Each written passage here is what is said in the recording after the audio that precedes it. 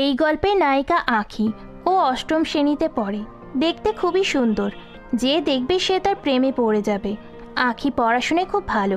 আঁখি বড়লোক বাবার একমাত্র মেয়ে। আঁখির বাবা আঁখির জন্য বাসায় একটা শিক্ষক দিল। আঁখি নিয়মিত শিক্ষকের কাছে পড়তো। আর শিক্ষক আঁখির দিকে খারাপ নজরে তাকাতো। একদিন আঁখির আম্মু মার্কেটে যায়। তখন আঁখি তার রুমে শুয়েছিল। তখন দরজার কলিং বেল বাজে। আঁখি এসে দরজা খুলে দেয় আর শিক্ষককে তার রুমে নিয়ে আসে আর বই নিয়ে পড়তে বসে। মেয়েটার বাসায় কেউ নেই, এই সুযোগ। মালটা অনেক সুন্দর। স্যার, এটা কি করছেন? তোমাকে শেখাচ্ছি। স্যার, জামা খুলছেন কেন? স্যার, তার এক হাত দিয়ে আমার দুই হাত চেপে ধরে আর এক হাত দিয়ে আমার মুখটা খুব শক্ত করে ধরে। বাসায় আমি আর স্যার বাদে কেউ নাই, তাই হয়তো। আশা করি আপনাদের কিছু বুঝতে বাকি নেই। আচ্ছা, আমার জীবনটা নষ্ট করে স্যার কী পেল? কিছুক্ষণের জন্য ওকে আনতেও খুব খারাপ লাগছে। এরপর আর বাঁচতে পারবো না আমি। বেশ কিছুক্ষণ পর স্যার আমার মুখ থেকে আস্তে করে হাতটা সরিয়ে নেয়। এখন তো ছেড়ে দেন নাকি? তারপর সে যা যা বলছে তা বলার মতো না। এই আখি, বের হও, কথা আছে। আমার দিকে জামাটা ছুঁড়ে মেরে দেয়। আমি বাথরুমে যেয়ে কান্না করতে লাগি। আমি চুপ করে থাকি। তোকে না বের হতে বললাম? বের হচ্ছি। দেখ, এসব তুই যদি কাউকে বলেছিস তাহলে সমস্যা তোর হবে। তুই যে মেয়ে আর আমি ছেলে। বেশি হলে এই জেলা থেকে চলে যাব। আর কি, তোর বদনামের ভয়ে তোর বাবা মা পুলিশকে জানাবে নাই। তাই এটাই ভালো হবে যে আমি যখন যা বলবো তাই করবি। কাউকে কিছু বলবি নাই, মনে থাকবে? চুপ করে দাঁড়িয়ে নিচের দিকে তাকিয়ে কান্না করছি। সে আমার মুখটা শক্ত করে চেপে ধরে বলল, কী রে, কানা শুনিস নাই? জি স্যার। যা যা বললাম মনে থাকবে তো? থাকবে। সে চলে যায়। আমি আমার রুমে চুপ করে বসে আছি। কেন জানি আর চোখ দিয়ে পানি পড়ছে না। আমি ভাবতে লাগলাম, আমি আর বাঁচবো না, এই জীবন আর রাখবো না। যে প্রথমবার এমন কাজ করতে পারছে সে দ্বিতীয়বারও করতে পারবে, কিন্তু বলবো কিভাবে? গলায় দড়ি দিতে পারবো না। দড়ি পাবো কই? আর দড়ি বা কই? আমি তো এত বড় মানুষ না যে ফ্যান পর্যন্ত হাত যাবে। আচ্ছা, বিষ খেলে কেমন হয়? আমি যে বিষ খেতে যাব, অমনি বাবা মা চলে আসে বাসায়। কি করব এখন? আম্মু কই? আসি বাবা। এই, তোর হাতে বিষের বোতল কেন? আসলে মা, বল কি হয়েছে? আম্মু এই বোতলটা নিচে পড়েছিল, তাই হাতে নিলাম।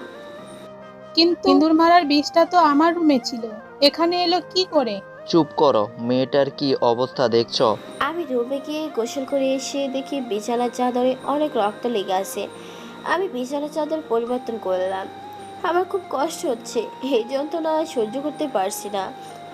বিছানায় শুয়ে পড়লাম। তখন আম্মু রুমে এলো। তারপর আম্মু বলল, মা, কিছু বলবেন?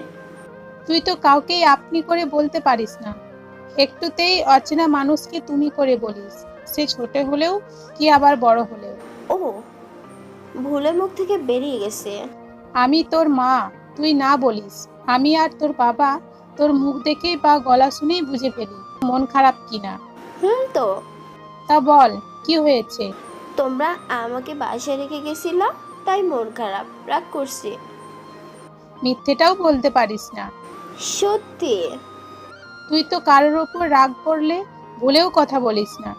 তুই যখন রাগ করিস তোর মুখে তো রাগটা ফুটে ওঠে।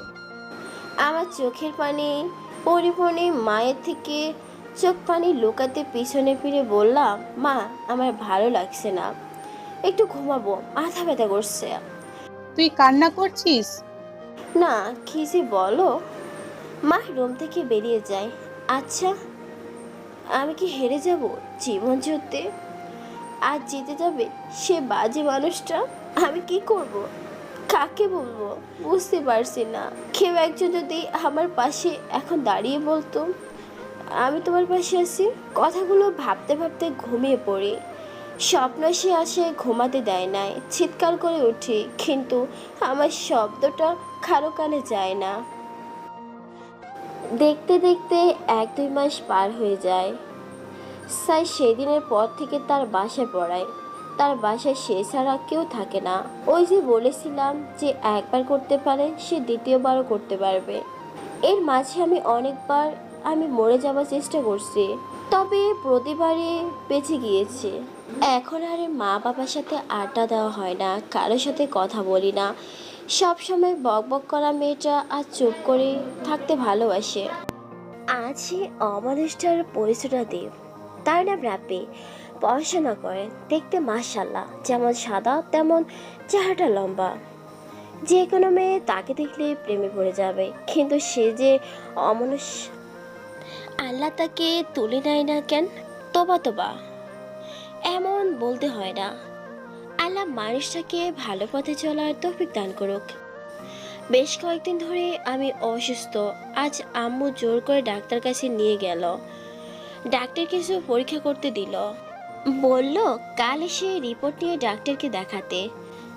সাইয়ের কাছে পড়তে যায় না আজ 2 দিন, তাই সাই আমার কাছে ফোন দেয়।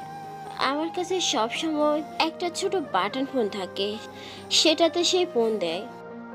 কি রে, পড়তে আসিস নাই কেন?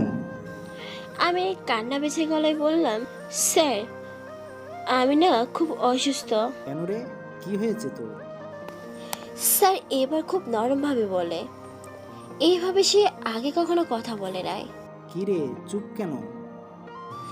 স্যার আজ ডাক্তারের কাছে গিয়েছিলাম, কিছু টেস্ট করতে দিয়েছিল, কাল রিপোর্ট দিলে বোঝা যাবে। আচ্ছা ঠিক আছে, ফোন রাখ আর নিজের খেয়াল রাখিস। মরে গেলে আপনার চাহিদা মেটানো কেউ থাকবে না বলেই চিন্তা করছেন? ভালোভাবে কথা বল, কি বলছিস? মাথা ঠিক আছে তো? ফোন রাখ বলছি। কিছু কি ভুল বললাম? সেবার ফোনটা কেটে দিল আর আমি ফোনটা রেখে দিলাম।